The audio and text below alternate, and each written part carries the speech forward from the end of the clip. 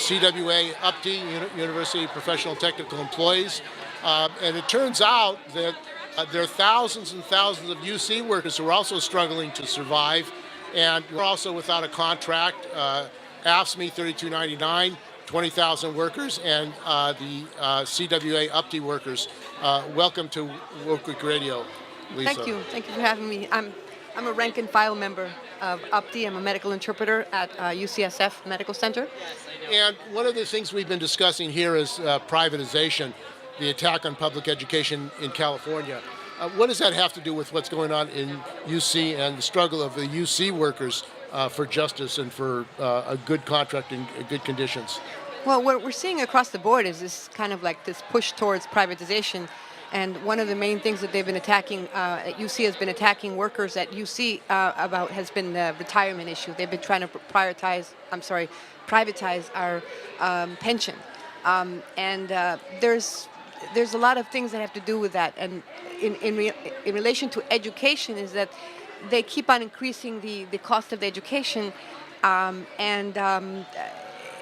So young people have to go into debt to get an education now. Right, they have to go into debt to get an education, and they also, in terms of the medical issues, the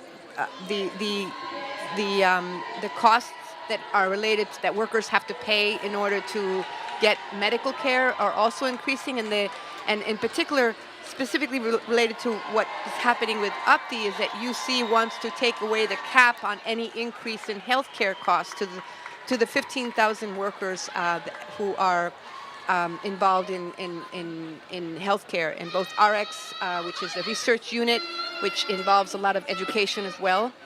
Because without the research unit, and without the educators and without the research, these big pharmaceutical companies would not be making any money, right?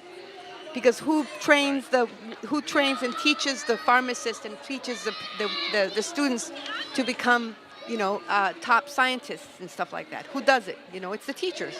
And who actually, makes sure that UC is a top-notch university in terms of research are the researchers. And the other thing that we're talking about, the billionaires running California, and you have some billionaires on the Regents at the University of California, Richard Blum, who's married to Dianne Feinstein, and apparently he's been involved in he and other regents have been involved in transferring your pension money to their own businesses to make money off of the employees' pension money. Well, and that's you're in a struggle with Fidelity. Why they're trying to privatize your pension? Is that the case? Well, what's going on is it's the UC Regents. We've had this pension for quite some time. It's actually a public pension. The UC Regents had decided to not fund it for like 20 years when the so-called stock market was in the boom, so they didn't fund it. And then they started saying, well, it's underfunded, so they're trying to create what's this opt-out version, which would have new workers coming in, not paying into that one, but rather into Fidelity investments into a 401k, which would weaken the public pension, number one. But the most egregious thing about this is that we have a member on the UC Regents whose name is Kiefer, whose main client of his law firm happens to be Fidelity, and he's the one that actually introduced the opt-out version to go and favor his own client, which is a very serious issue of conflict of interest in my opinion. So isn't that self-dealing? I mean, isn't it a financial conflict of interest if you have regents who are appointed by the governor of California actually having a financial incentive to privatize your pension plan? Get rid of the defined pension benefit? I would say so. It's my opinion, yes. I would say so. But the other thing is that Fidelity is also screwing us over, and excuse my language, I'm sorry, is also messing with us in many other respects as well, because they're charging exorbitant fees, we're talking about sometimes even 6,000% higher than the regular other asset management companies. And there's, how everything is connected? Right. You know how everything's connected?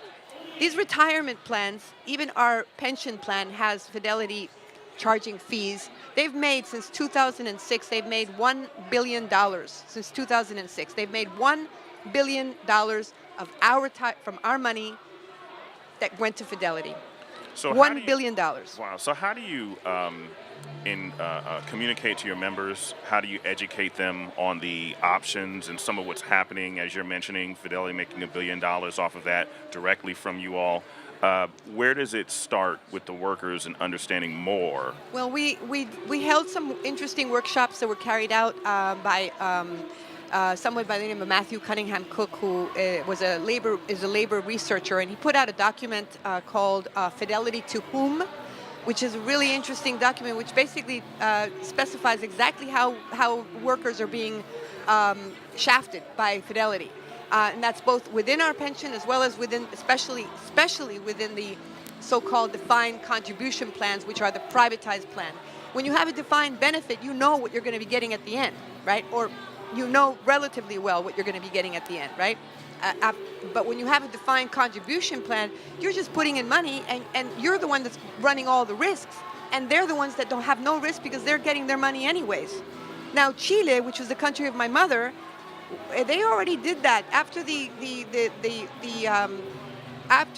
during the dictatorship. They imposed privatization of retirement funds, and they already basically Chile was a test tube for all these billionaires to do whatever they want, and they're trying to do the same thing here that they did in Chile.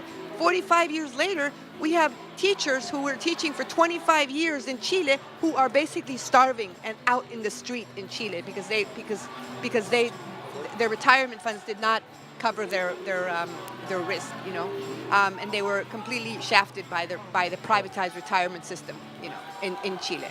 So we've already have experiences in other countries about what this privatization does and the schemes that they have. And your union is now without a contract for how long?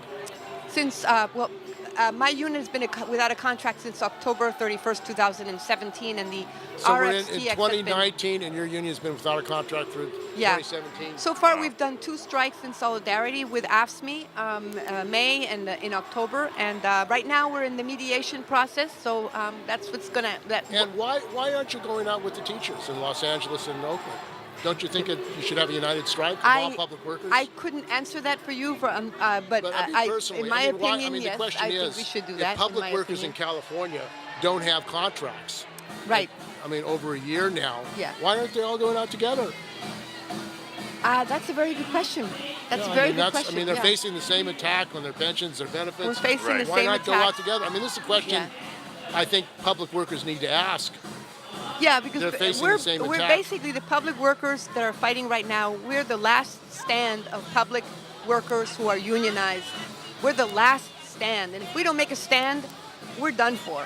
So we need to make a united stand. Along those lines, then, it would seem that the collaboration efforts that you're talking about, Steve, in terms of trying to understand what are our different bodies, and then where we strategically might decide to sort of, you know, collect and collectively say this is the fight we want to have, and we want to approach it from this angle versus another one. Right. Well, that's the conversation that needs to happen, and I'm not sure I don't think it's happening on the broadest level possible. I think that rank and file workers, we need to be more involved and more in conversation with each other, more so than just listening to what our leaders say. Right.